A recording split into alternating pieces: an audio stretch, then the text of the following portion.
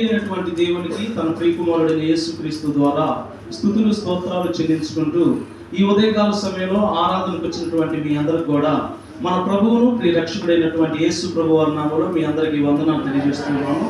ఒకసారి మీ ప్రక్క వారికి మీరు వందనాలు చెప్పుకోండి. దేవుని వాక్యాన్ని మనం జ్ఞాపకం చేసుకుందండి. ఈ ఉదయకాల సమయంలో దేవుని వాక్యాన్ని మనం జ్ఞాపకం చేసుకుందండి. ఈరోజు మనం చెప్పుకోబోయేటటువంటి అంశము పరిశుద్ధాత్ముడు. ఎవరండి? పరిశుద్ధాత్ముడు అనే అంశాన్ని మనము మాట్లాడుకోబోతూ ఉన్నాము. అయితే చాలామంది వారి యొక్క హృదయంలో ఉన్నటువంటి ఆలోచనలు వేరువేరుగా ఉండి ఉన్నాయి. కొందరు పరిశుద్ధాత్ముడు ఒక వస్తువుగా భావిస్తూ ఉన్నారు. కొందరు పరిశుద్ధాత్ముడు ఒక శక్తిగా భావిస్తూ ఉన్నారు. అయితే ఈ పరిశుద్ధాత్ముడు అనే పాఠంలో పరిశుద్ధాత్మ భాషలు ఉన్నాయి, పరిశుద్ధాత్ముడి వరాలు ఉన్నాయి, పరిశుద్ధాత్ముడు జరిగించే స్వస్థతలు ఉన్నాయి. ఇవి అన్నీ కూడా ఈ పాఠంలో వస్తాయి. అయితే ఈ భాషలు, వరాలు, ప్రవచనాలు ఇవన్నీ చెప్పడానికి ఇది సమయం కాదులే. కానీ ఈరోజు పరిశుద్ధాత్ముడు అనే పాఠంలో నేను విని చదివి గ్రహించినటువంటి లేఖన భాగాల్లో కొన్ని సంగతులను మీ ముందు ఉంచాలని నేను ఆశపడుచు ఉండగా, తల్లిదండ్రులైనటువంటి మీరు దయతో మీ పిల్లలను నిశ్శబ్దంగా కూర్చోబెట్టినట్టయితే దేవుడు వాక్యం ద్వారా మనందరితో మాట్లాడేటటువంటి విలువైనటువంటి సమయం కనుక చిన్నపిల్లలు అల్లరి చేయకుండా శ్రద్ధగా కూర్చోవలసిందిగా మీ అందరికి కూడా ప్రభు పేరిట మనవి చేయించున్నాను. ఈ పాఠము పరిశుద్ధాత్ముడు అనే పాఠాన్ని మనం నేర్చుకోబోతున్నాం. మొట్టమొదటగా మనం గమనించినట్లయితే మొట్టమొదటి క్వశ్చను, పరిశుద్ధాత్ముడు ఎవరు? పరిశుద్ధాత్ముడు ఎవరు అని మనం గమనించినట్లయితే పరిశుద్ధాత్ముడు ఎవరు? దేవుని వాక్యంలో అనేకమైనటువంటి సంగతులు రాయబడ్డాయి. పరిశుద్ధాత్ముడు ఎవరు? దైవత్వములో పరిశుద్ధాత్ముడు ఒక వ్యక్తి. ఎవరండి? దైవత్వములో పరిశుద్ధాత్ముడు ఒక వ్యక్తి. మనం గమనించినట్లయితే చూడండి,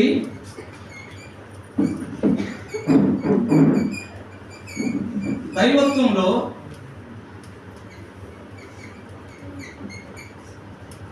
ఇక్కడ గమనించినట్లయితే తండ్రి, కుమారుడు, అలాగే పరిశుద్ధాత్ముడు అంటే ముగ్గురు ఉన్నారు. ఇక్కడ గమనించినట్లయితే దైవత్వంలో ముగ్గురు ఉన్నారు. ఎవరున్నారంటే తండ్రి ఉన్నాడు, కుమారుడైన దేవుడు ఉన్నాడు, పరిశుద్ధాత్మ దేవుడు ఉన్నాడు. ఎక్కడ? దైవత్వంలో ముగ్గురు ఉన్నారు.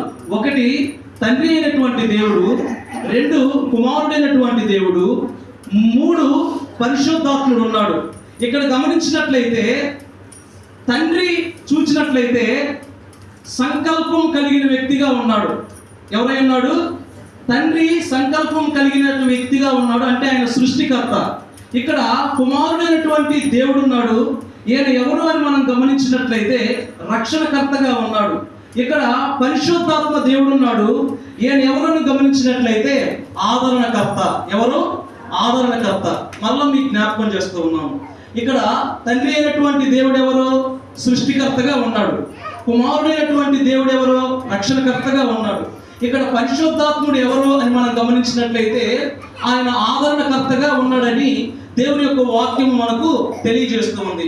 ఒక్కసారి మనం గమనించినట్లయితే ఆది కాండము 1వ అధ్యాయము 1వ వచనము, ఆది కాండము 1వ అధ్యాయము 1వ వచనంలో ఏమని రాయబడిందో పురుషులు తీసిన వాళ్ళు చదవండి. ఆది యందు దేవుడు భూమి ఆకాశములను సృజించను. అంటే ఇప్పుడు తండ్రి అయినటువంటి దేవుడు దేవత్వం ఏమై ఉన్నాడు? సృష్టికర్త అయి ఉన్నాడు. ఏమై ఉన్నాడు?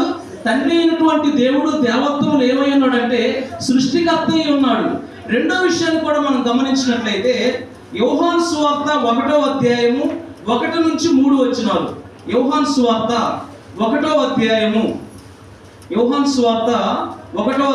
1 నుంచి 3 వచనాలు మనం గమనించినట్లయితే ఆది యందు వాక్యముండును, వాక్యము దేవుని యొద్ద ఉండెను, వాక్యము దేవుడై ఉండెను, ఆయన ఆది యందు దేవుని యొద్ద ఉండెను, సమస్తము ఆయన మూలముగా కలిగెను, కలిగి ఉన్నదేదియు ఆయన లేకుండా కలగలేదు.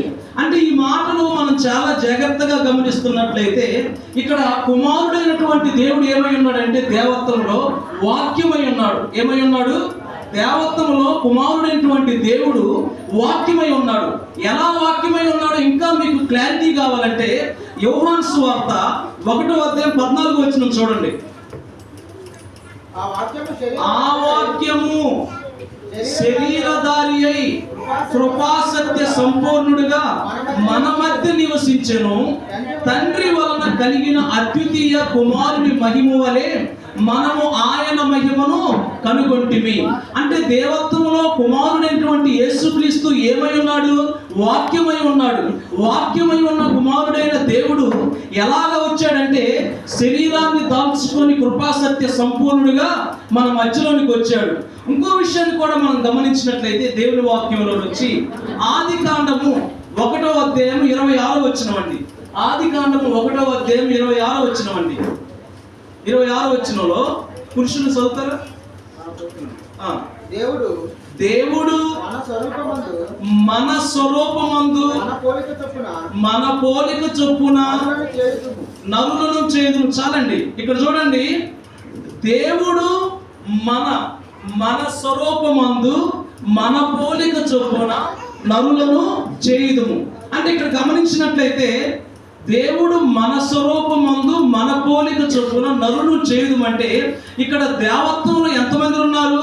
తండ్రి అయినటువంటి దేవుడు ఉన్నాడు, కుమారుడైనటువంటి దేవుడు ఉన్నాడు, పరిశుద్ధాత్మ దేవుడు కూడా ఉన్నాడు. అంటే ఇక్కడ దేవత్వంలో వ్యక్తులు 3 ఉన్నారు. వారి ఆలోచనలు ఒకేలాగా ఉన్నాయి. అయితే మరి దేవత్వంలో మనం గమనించినట్లయితే పరిశుద్ధాత్ముడు వ్యక్తిత్వంలో దేవుడుగా ఉన్నాడు, క్రియలో శక్తివంతుడై ఉన్నాడు. క్రియల్లో ఏమై ఉన్నాడు? శక్తివంతుడై ఉన్నాడు. మోస్ట్ పవర్ఫుల్ గాడ్ పరిశుద్ధాత్ముడు. ఎవరైనా మోస్ట్ పవర్ఫుల్ గాడ్ పరిశుద్ధాత్ముడు. గమనించినట్లయితే దేవుని వాక్యంలో అక్కడ 3 ఉన్నారు. మన పోలిక చొప్పున మన స్వరూపమందు నరులను చేయుదుము. మీకు ఇంకా క్లారిటీ కావాలంటే ఇంకో విషయాన్ని కూడా నేను చూపిస్తున్నాను, చదవండి. మత్తయి సువార్త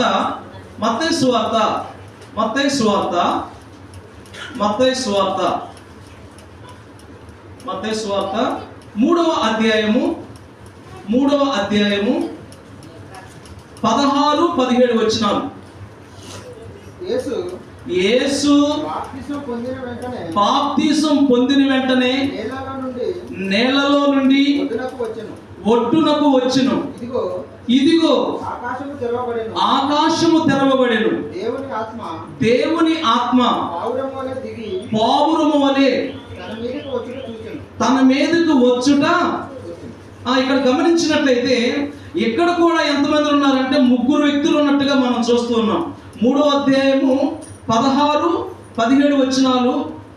మత్తయి సువార్త 3వ అధ్యాయము 16-17 వచనాల్లో ఇప్పుడు యేసు ప్రభువారు బాప్తిజం తీసుకున్న తర్వాత పరిశుద్ధాత్ముడు పావురము వలె వచ్చాడు. ఇంకోటి గమనించినట్లయితే తండ్రి అయినటువంటి దేవుడు ఏం మాట్లాడుతున్నాడు?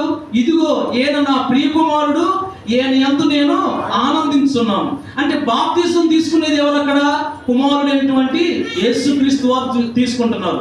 అంటే అక్కడ ఎంతమంది వ్యక్తులు ఉన్నారు? 3 వ్యక్తులు ఉన్నారు. తండ్రి అయినటువంటి దేవుడు ఉన్నాడు, పరిశుద్ధాత్ముడు ఉన్నాడు, యేసుక్రీస్తు వారు ఉన్నారు. అంటే ఇప్పుడు ఇక్కడ కూడా ప్రారంభంలో ఆదికాండం 1వ అధ్యాయం 26వ వచనంలో మన పోలిక చొప్పున మన స్వరూపమందు నరులను చేయుదు. అంటే తండ్రి అయిన దేవుడు ఉన్నాడు దేవత్వంలో, కుమారుడైన దేవుడు ఉన్నాడు, అలాగే పరిశుద్ధాత్మ దేవుడు కూడా అక్కడ ఉన్నాడు. అయితే ఇప్పుడు మనం ఈ విషయాన్ని బట్టి మనం ఏం గమనించామంటే పరిశుద్ధాత్ముడు ఏమై ఉన్నాడంటే ఆయన వ్యక్తి అయి ఉన్నాడు. ఏమై ఉన్నాడు? వ్యక్తి అయి ఉన్నాడు పరిశుద్ధాత్ముడు. ఇప్పుడు ఇంకో విషయం కూడా మీకు నేను జ్ఞాపకం చేస్తున్నాను. రెండో క్వశ్చన్, పరిశుద్ధాత్ముడు ఎందుకు వచ్చాడు? అంతేనా? పరిశుద్ధాత్ముడు ఎందుకు వచ్చాడు ఈ భూమి మీదకి? పరిశుద్ధాత్ముడు ఎందుకు ఈ భూమి మీదకి వచ్చాడంటే, దేవుని వాక్యంలో మనం గమనించినట్లయితే యోహాను సువార్త 14వ అధ్యాయము 16వ వచనమండి. నేను తండ్రిని వేడుకొందును, మీ యొద్ద ఎల్లప్పుడూ నుండుటకై ఆయన వేరొక ఆదరణకర్తను అనగా సత్య స్వరూపియగు ఆత్మను మీకు అనుగ్రహించును. చాలండి. ఇక్కడ గమనించినట్లయితే పరిశుద్ధాత్ముడు ఎందుకు ఈ భూమి మీదకి వచ్చాడంటే, దేవుని వాక్యం తెలియజేస్తుంది, ఎల్లప్పుడూ మనతో ఉండటానికి పరిశుద్ధాత్ముడు వచ్చాడు. ఎందుకు వచ్చాడు? ఎల్లప్పుడూ మనతో ఉండటానికి పరిశుద్ధాత్ముడు వచ్చాడు. అంటే ఎవరు వెళ్తే ఎవరు వచ్చారు? యేసు ప్రభు ఆరోహణమై వెళ్ళిపోయిన తర్వాత తండ్రి అయినటువంటి దేవుడు మరలా ఎవరిని పంపించాడు? మనతో ఉండటానికి ఎవరిని పంపించాడు? పరిశుద్ధాత్మ దేవుణ్ణి మన మధ్యలోనికి పంపించాడు. ఎందుకు వచ్చాడు పరిశుద్ధాత్ముడు అంటే, పరిశుద్ధాత్ముడు మనతో ఎల్లప్పుడూ ఉండటానికి తండ్రి అయినటువంటి దేవుడు పరిశుద్ధాత్ముడిని ఈ భూమి మీదకి పంపి ఉన్నాడు అనే విషయం మనకు తేట తెల్లంగా అర్థమవుతుంది. రెండు, పరిశుద్ధాత్ముడు ఎందుకు వచ్చాడని మనం గమనించినట్లయితే రోమాపత్రిక 8వ అధ్యాయము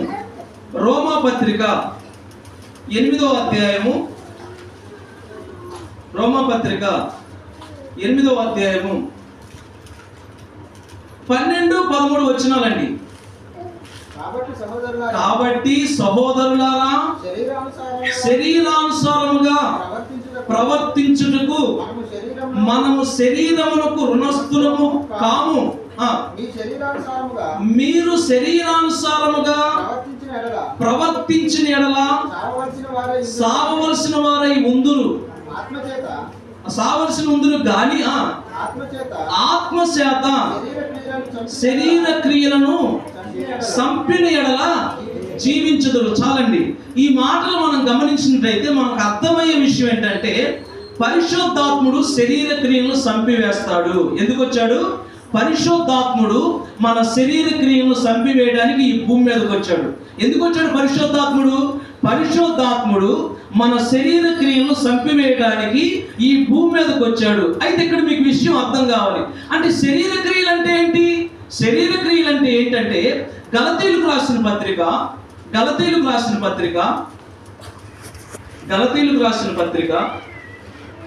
5వ అధ్యాయము 19వ వచనం చూడండి. నేను చదువుతున్నాను. 19వ వచనం నుంచి 21వ వచనం వరకు గమనించినట్లయితే శరీర కార్యములు స్పష్టమై ఉన్నవి. అవేవనగా జారత్వము అనగా ఒక వ్యక్తి వివాహం కాకుండా చేసేటటువంటి పనిని ఒక స్త్రీతో జారత్వము అంటారు. రెండోది అపవిత్రత అంటే పవిత్రతకు ఆపోజిట్ వర్డ్ అపవిత్రత. మూడో విషయం ఎన్నైంది? ఇప్పుడు రెండైంది. మూడవది ఏంటి? కామకత్వము. 4 విగ్రహారాధన. 5 అభిచారము.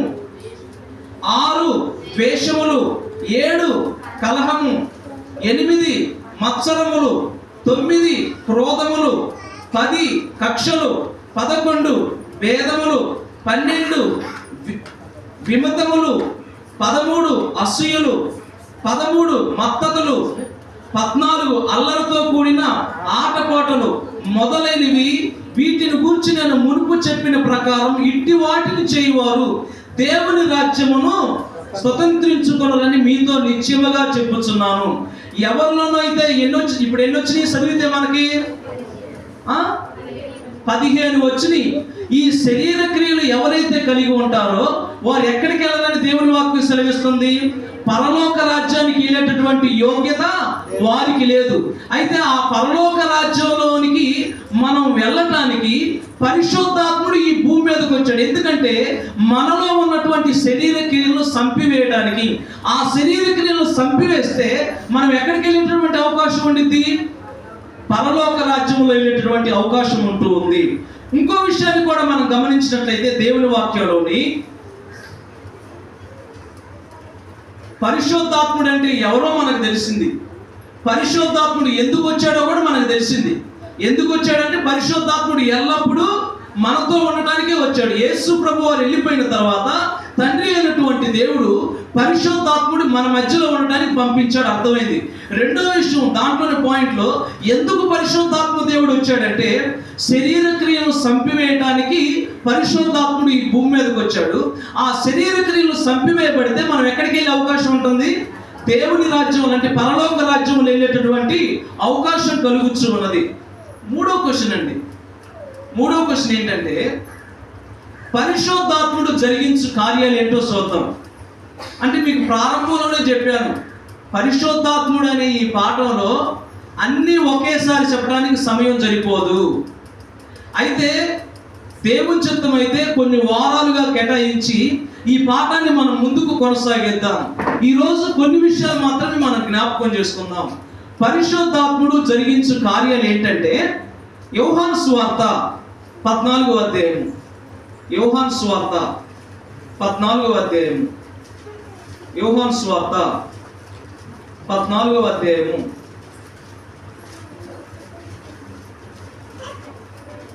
26వ వచనమండి.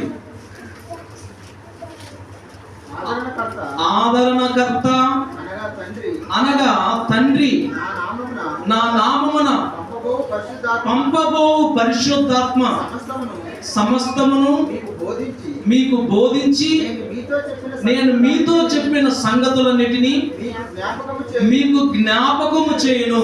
ఈ మాటలు మనం చాలా జాగ్రత్తగా గమనించినట్లయితే పరిశుద్ధాత్ముడు జరిగించే కార్యాలు ఏంటంటే బోధిస్తాడు మరియు క్రీస్తుల గురించి జ్ఞాపకం చేస్తాడు. ఏం చేస్తాడు? పరిశుద్ధాత్ముడు ఏం చేస్తాడంటే ఒకటి బోధిస్తాడు, రెండు క్రీస్తుల గురించి మనకి ఏం చేస్తాడు? జ్ఞాపకం చేస్తాడు.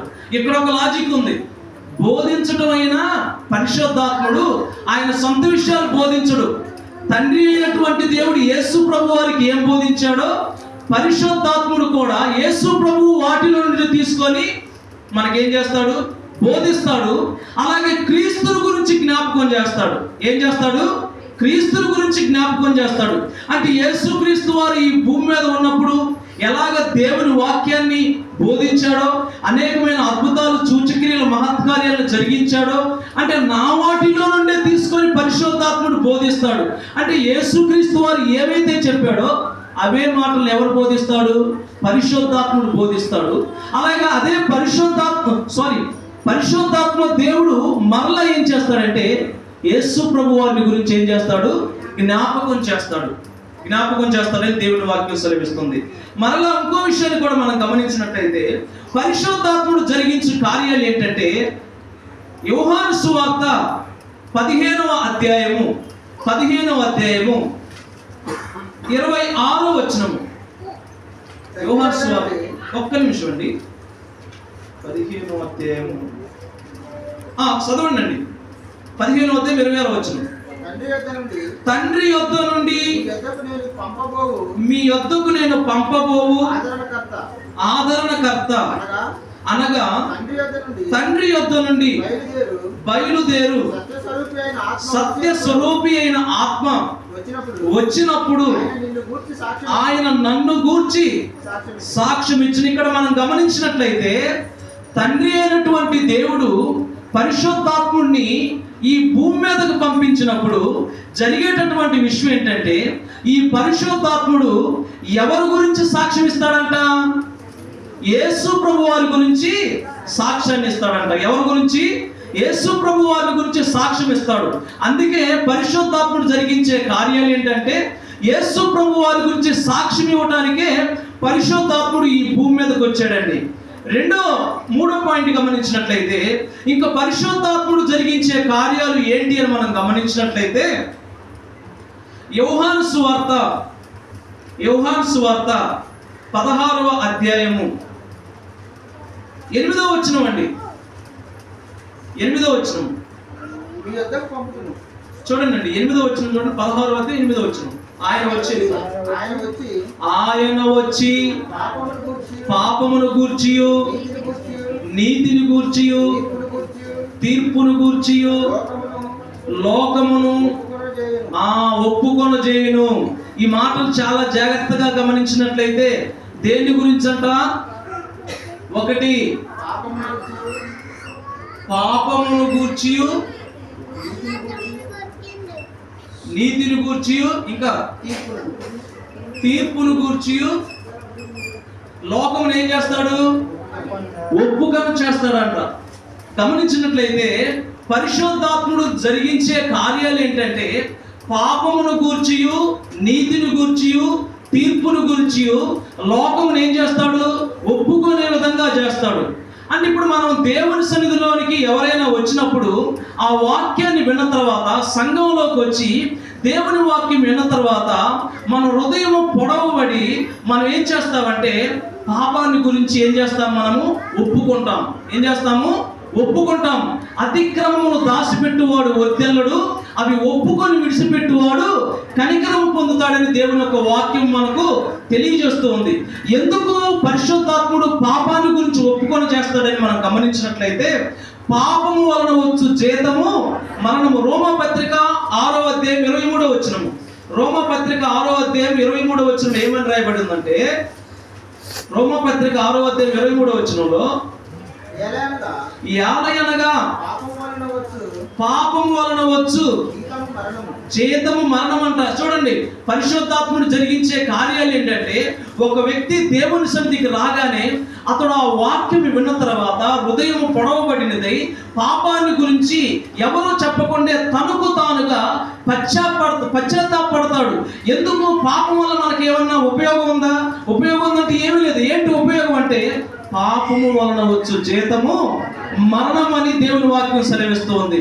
ఇంకో విషయాన్ని గమనించినట్లయితే, యోబు గ్రంథము 24వ అధ్యాయము, యోబు గ్రంథము 24వ అధ్యాయము, యోబు గ్రంథము 24వ అధ్యాయము, యోబు గ్రంథము 24వ అధ్యాయము 19వ వచనము. అనావృష్టి చేతను ఉష్ణము చేతను మంచు నీళ్లు ఎగిసిపోవునట్లు, ఈ మాటలు వినండి, పాతాళము పాపము చేసిన వారిని పట్టుకొనును. అంటే పాతాళం ఎవరిని పట్టుకునిదంట? ఎవరైతే పాపం చేస్తారో వారిని పట్టుకుంటుంది. అంటే ఇప్పుడు పరిశుద్ధాత్ముడు జరిగించే కార్యం మంచిదా చెడ్డదా? పరిశుద్ధాత్ముడు జరిగించే కార్యం మంచిదే. పాతాళము పాపం చేసేవారిని పట్టుకుంటుంది. ఇందాకనే చదివాం, పాపము వలన వచ్చు జీతము మరణము. పాపం ఏం చేస్తుందంటే, పాపము చేయు వారిని పాతాళము పట్టుకుంటుందని దేవుని యొక్క వాక్యం సెలవిస్తుంది. ఏదో మన బలములే, మన శక్తిలే, మన అందాన్ని చూసుకోను, మన పలుకుబడిని చూసుకోను, మన హుందాతనాన్ని చూసుకోను, మనం ఇష్టం వచ్చినట్లుగా దేవుని చిత్తం కాకుండా ప్రవర్తించి నడిచి పాపములో పడిపోయినట్లయితే దానికి పొందుకోవాల్సినటువంటి ఫలితం ఏంటి అంటే మరణం అని దేవుని యొక్క వాక్యం మనకు తెలియజేస్తుంది. ఆ తదుపరి మనం పొందుకునేటువంటి ఏంటంటే పాతాళానికి వెళ్తాము. ఇంకో విషయము, పాపము మనలో ఉంటే జరిగేటటువంటి విషయం ఏంటంటే, అక్కడ ఒకసారి యోహాను సువార్త తీయండి. యోహాను సువార్త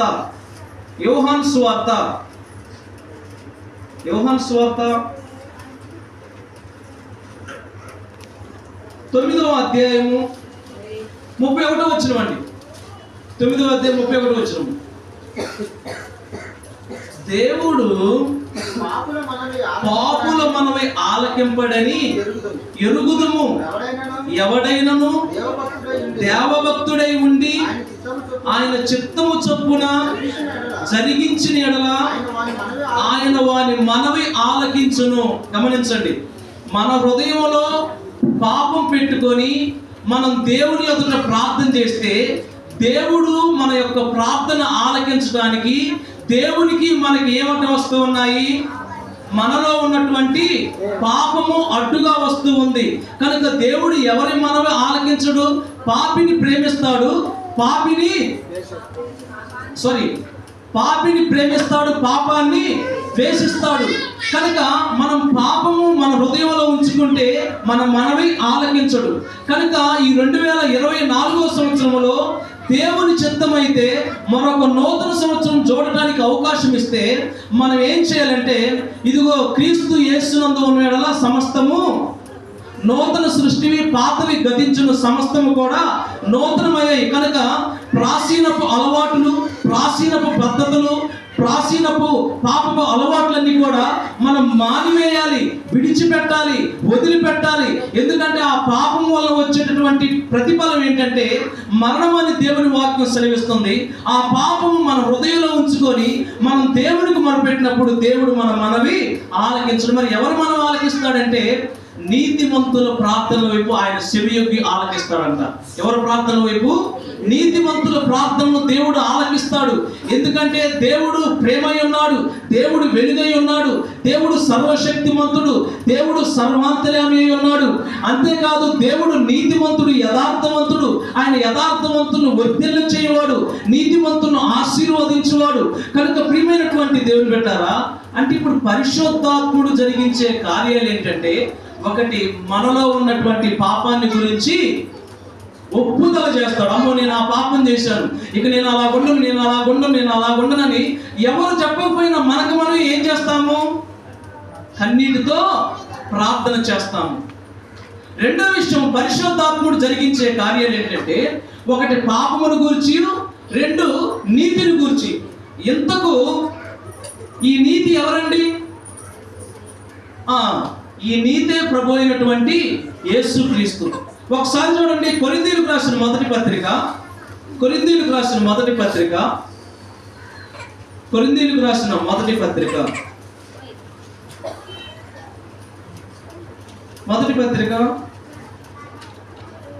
2వ అధ్యాయం అండి, 31వ వచనం.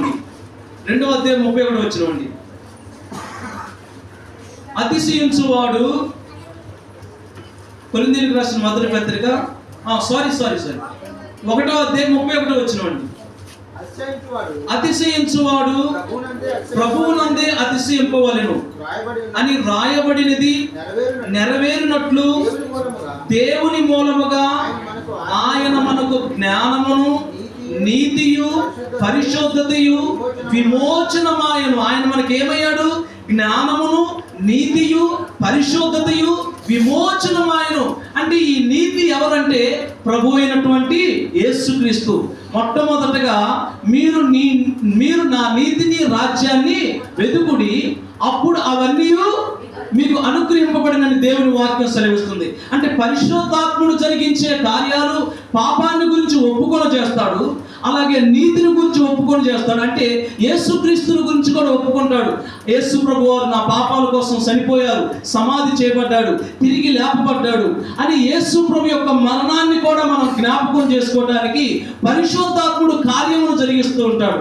రెండవది ఏంటంటే తీర్పును గురించి ఏం చేస్తాడు? ఒప్పుకొని చేస్తాడు. గమనించినట్లయితే దేవుని వాక్యములో కొరింథీయులకు రాసిన 2వ పత్రిక 5వ అధ్యాయము 10వ వచనం అండి. 5వ అధ్యాయం 10వ వచనంలో ఎందుకనగా వినాలి ఈ మాటలు.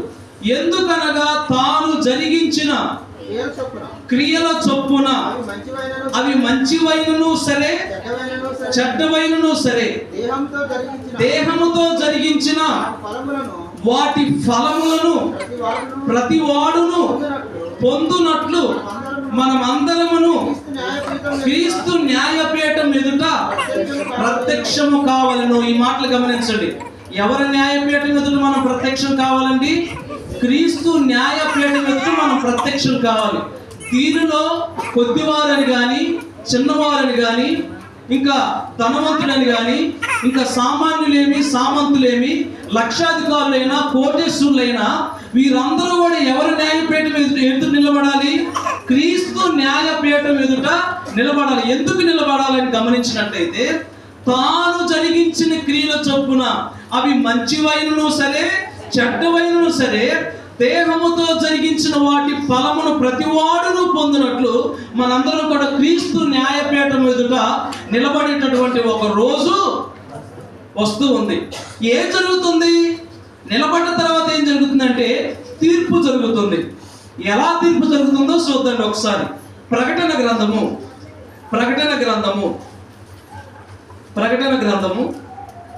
20వ అధ్యాయము. ప్రకటన గ్రంథము 20వ అధ్యాయము 11వ వచనమండి. ప్రకటన గ్రంథం 20వ అధ్యాయం 11వ వచనమండి. బాగా వినాలి ఈ మాటలు. మరియు ధవళమైన మహాసింహాసనమును దాని యందు ఆసీనుడై ఉన్న ఒకరిని చూచితిని. భూమి ఆకాశములు ఏమండి? భూమి ఆకాశములు ఆయన సముఖము నుండి పారిపోయాను. ఎక్కడ కూర్చున్నాడంట? ధవళమైన మహాసింహాసనమందున్న ఆసీనుడైన వాన్ని ఒకరిని చూచును. అంటే భూమి ఆకాశంలో కూడా ఆయన సముఖమందు అసలు నిలవలేకపోతున్నాయి.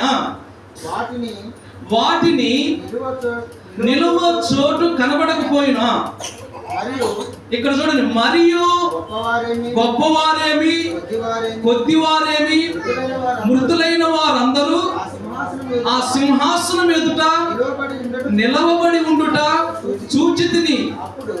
అప్పుడు గ్రంథములు విప్పబడెను, మరియు జీవ గ్రంథమును వేరొక గ్రంథము విప్పబడెను.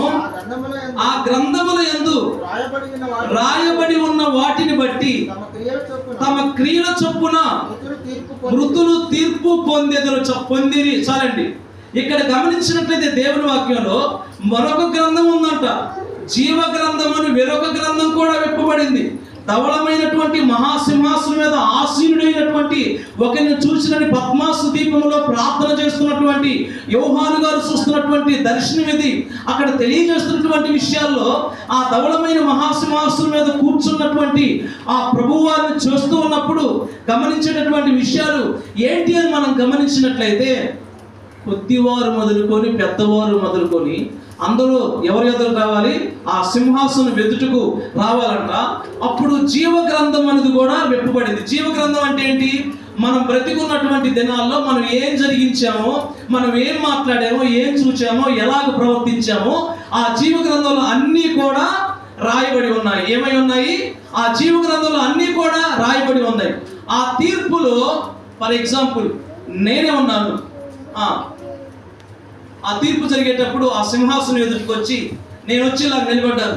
నా పేరు చదవగానే, ఆనందాన్ని చదవగానే నా పేరు బట్టి బ్రతికున్నప్పుడు ఆరాధనకు రాలేదండి, దేవుని వాక్యం వినలేదండి, దేవునికి దూరంగా జీవించాడండి, తాగటం, తిరగటం, పాపం చేయటం, పడిపోవడం, లేవటం, దేవుని వాక్యం వినిపించేటప్పుడు కూడా రాకుండా ఇలాగున్నానని నా గురించి తీర్పు వచ్చింది అనుకో, అంటే నేను దేనికి ఎలిజిబుల్ అని, నేను దేనికి అర్హుడిని?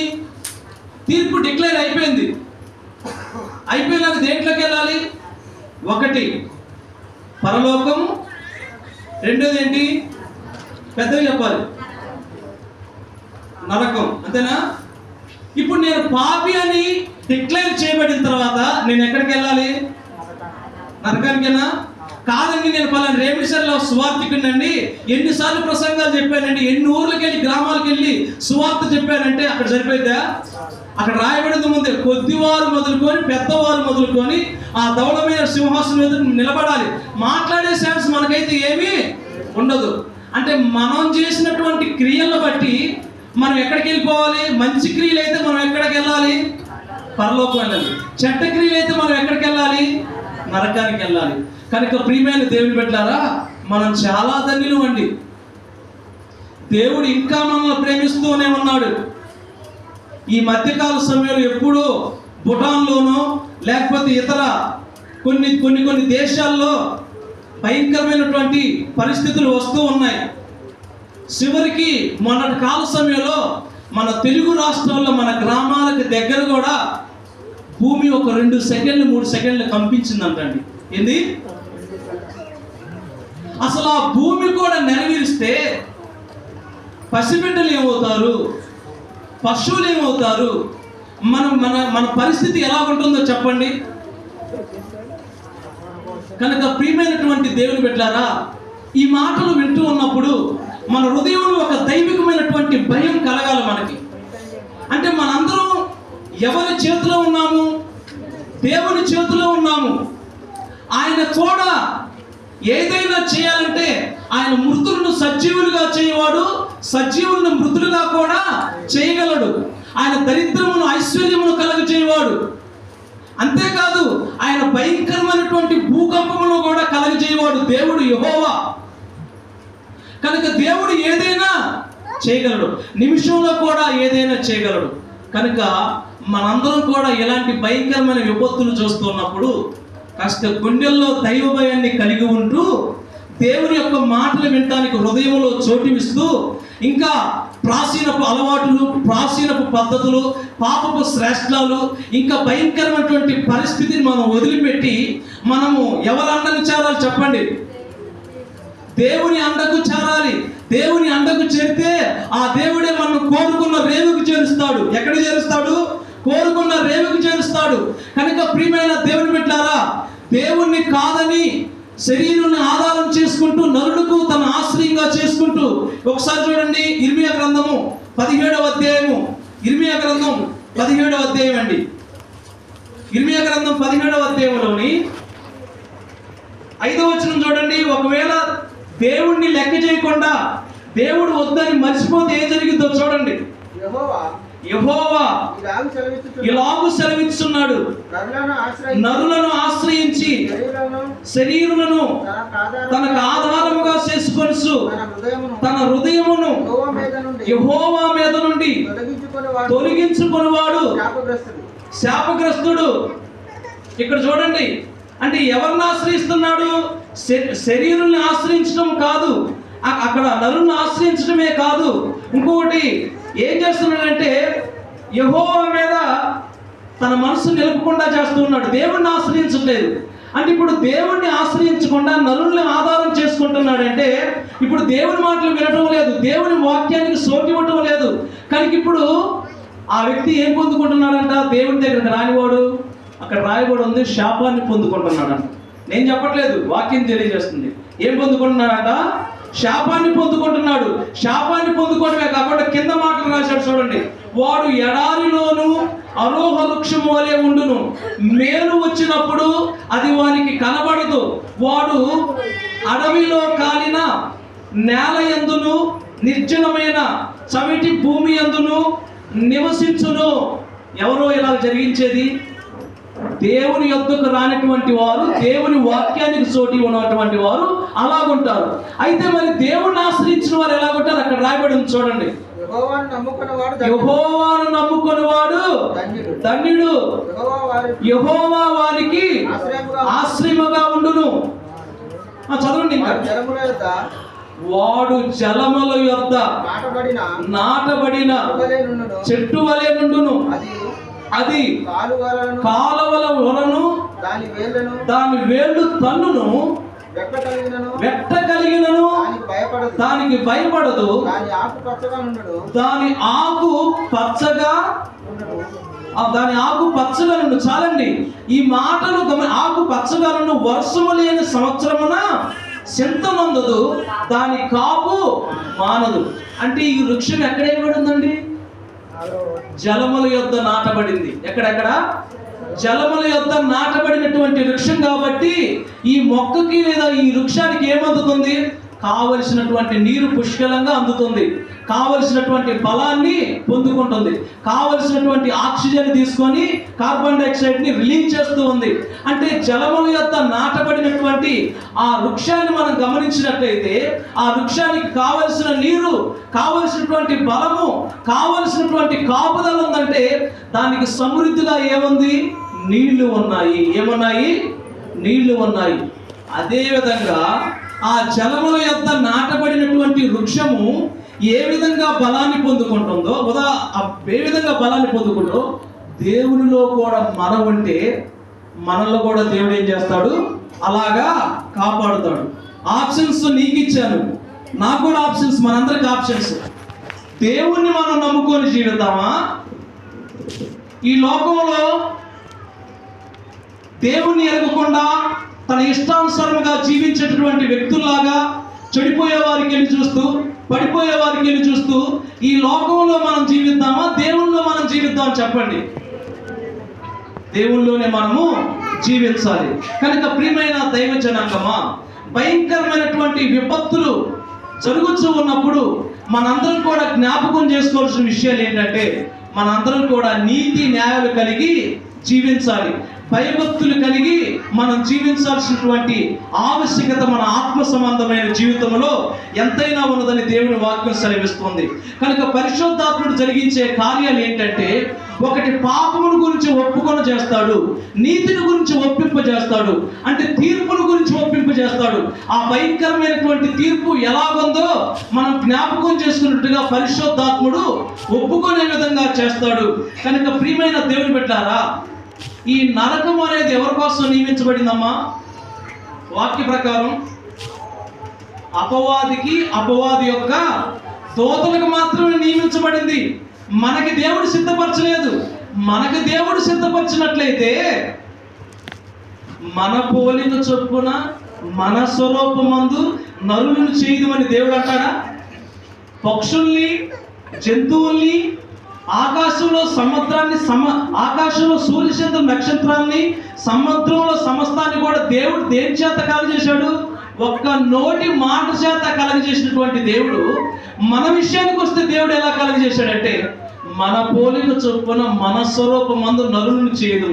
అంటే ఇక్కడ మనల్ని కలగజేయడానికి తండ్రి అయినటువంటి దేవుడి ప్రణాళిక ఉంది, కుమారుడైనటువంటి దేవుడి ప్రణాళిక ఉంది, పరిశుద్ధాత్మ దేవుడి ప్రణాళిక ఉంది, దేవత్వములో ఉంది. మరి అలాగ కలగజేసినటువంటి దేవుడు నేల మట్టితో నరుని నిర్మించి వారి నాసికారంధ్రంలో జీవవాయును వదగా నరుడు ఏమయ్యాడు? జీవాత్మ అయ్యాడు. అయితే ఇంకో విషయము, మరలా ఏం చేశాడు దేవుడు? ప్రారంభంలోనే దేవుడు ఏం చేశాడు? నరుడు ఒంటరిగా ఉండటం మంచిది కాదు అని వానికి సాటి అయిన సహాయముగా ఆదాముకు గాఢ నిద్ర కలగజేసి అతని ప్రక్కటి ముఖంలో ఒక ఎముకను చేసి మాంసంతో పూడ్చివేసి ఆదాముకు సాటి అయిన సహాయంగా ఎవరినిచ్చాడు? అవ్వను సిద్ధపరిచినట్లుగా మనం చూస్తాం. ఇంతగా ప్రేమించినటువంటి దేవుడు మనకి నరకాన్ని సిద్ధపరుస్తాడా? సిద్ధపరచడు. మరి ఎవరికి నరకం అంటే అపవాది యొక్క దూతలకు. అయితే మనం ఎందుకు, మనుషులు ఎందుకు పోతున్నారంటే, వాళ్ళు దేవుడి మాటకు వినకుండా వాళ్ళు ఏం చేస్తున్నారు అంటే అపవాదికి చోటిస్తున్నారు. వారి హృదయంలో ఎవరిస్తున్నారు? అపవాదికి చోటిస్తూ ఉన్నారు. ఎవరైతే పాపంలో ఉంటూ ఉన్నారో, ఎవరైతే చీకటి కార్యాలు జరిగిస్తూ ఉన్నారో, ఎవరైతే దేవునికి చిత్తంగాని కార్యాలు జరిగిస్తున్నారో వాళ్ళందరూ అపవాది ఏం చేస్తున్నాడంటే వాడు ఎరయేసి ఉరియుగ్గి లాగుతూ ఉన్నాడంట. ఏం చేస్తున్నాడు? ఎరయేసి లాగుతూ ఉన్నాడని హబక్కూకు గ్రంథంలో రాయబడి ఉంది. కనుక ప్రియమైన దేవుని బిడ్డలారా, ఇక్కడ కూర్చున్నటువంటి మీలో ఎవ్వరూ కూడా నరకానికి వెళ్ళడం దేవుని చిత్తము కానే కాదు. అందుకోసమే తండ్రి అయినటువంటి దేవుడు తన ప్రియకుమారుడైన యేసుక్రీస్తుని భూమి మీదకి పంపించి మన కోసం చేయాల్సిందంతా చేశాడు. యేసు ప్రభువు ఏం చేశాడు? చనిపోయాడు మన పాపం నిమిత్తం, సమాధి చేయబడ్డాడు, తిరిగి లేపబడ్డాడు. ఎవరైతే విన్నారో, విశ్వాసం ఉంచారో, మారు మనసు పొందారో, నీటి చేత బాప్తిసం పొందారో, అలాగే ప్రభు మరణాన్ని జ్ఞాపకం చేసుకుంటున్నారో వారందరికీ పరలోక రాజ్యంలో స్థలాన్ని సిద్ధపరచడానికి వెళ్ళారు. ఎక్కడ సిద్ధపరచడానికి వెళ్ళాడు? పరలోక రాజ్యంలో స్థలాన్ని సిద్ధపరచడానికి వెళ్ళాడు. ఆ స్థలంలో మీరుండులాగున ఇంకా మీలో ఎవరైతే బాప్తిజం తీసుకోకుండా ఉన్నారో అట్టి వారు మరి ఆలస్యం చేయకుండా బాప్తిజం తీసుకోవడం మంచిదని మనవి చేస్తూ ఉన్నాను. మరలా యేసుక్రీస్తు వారు రావడం అంటూ జరిగిందంటే ఆయన ఎలాగొస్తాడంటే యోధా గోత్రపు పదము సింహంలాగా వస్తాడు. మరి ఎవన పేరైనను జీవ గ్రంథంలో రాయబడకపోతే వాడు ఎక్కడుంటాడంట? అగ్ని గంధంలో ఉంటాడు. అగ్ని గంధకం అంటే అదేదో కోల్పాను కాదు కూర్చోటానికి, లేకపోతే అదేదో సన్నీళ్ళు కోనేరేం కాదు చల్లగుంటానికి. ఇప్పుడు మనం చనిపోవాలన్నా కానీ ఈజీగా అయిపోవచ్చు ఆ ప్రాసెస్. కొంతమంది నిద్ర మాత్రం వేసుకుని చచ్చిపోయే వాళ్ళు ఉన్నారు, కొంతమంది రకరకాలుగా యాక్సిడెంట్ అయి చనిపోయే వాళ్ళు ఉన్నారు, మందు తాగి చనిపోయే వాళ్ళు ఉన్నారు. ఇప్పుడు మరణం కోసం ఈజీగా చనిపోవచ్చు, కానీ అమ్మా ఒక్కసారి మనం విడవబడిన తర్వాత మన పరిస్థితి ఎలా ఉంటుందంటే ప్రభువుని ఎరగకపోతే ఆ నరకంలో మనం కారుతూ ఉన్నప్పుడంట మనం చచ్చిపోవాలన్నా కానీ మన ఆత్మ సరిపోదు. అంత అవసరం మనకి దీపం ఉండగానే ఏం సగ పెట్టుకోవాలి అమ్మా? ఏం సగ పెట్టుకోవాలి? ఇల్లు అంటే ఏ ఇల్లు? అది హృదయం అనే ఇల్లును మనం ఏం చేయాలి? చక్క పెట్టుకోవాలని దేవుని వాక్యం సెలవిస్తోంది. కనుక ప్రియమైన దేవుని వారలారా, ఈ ఉదయకాల సమయంలో పరిశుద్ధాత్మ ఎవరో మనం తెలుసుకొని ఉన్నాము. 2, పరిశుద్ధాత్ముడు ఎందుకు వచ్చాడో ఈ భూమి మీదకు తెలుసుకొని ఉన్నాము. 3వ విషయం మనం ఏం తెలుసుకున్నామంటే పరిశుద్ధాత్ముడు జరిగించు కార్యాలేంటో మనం తెలుసుకొని ఉన్నాం. దేవుని చిత్తం అయితే ప్రవచనాలంటే ఏంటి, భాషలు అంటే ఏంటి, స్వస్థతలు అంటే ఏంటి, వాక్యానుసారంగా మనందరం కూడా చూద్దండి. ఈ వాక్యం చేత నన్ను నేను హెచ్చరించుకుంటూ మిమ్మల్ని హెచ్చరిస్తూ ఈ మాటలు ముగిస్తూ ఉన్నాను. మీ అందరికీ నా వందనాలు తెలియజేస్తూ ఉన్నాను.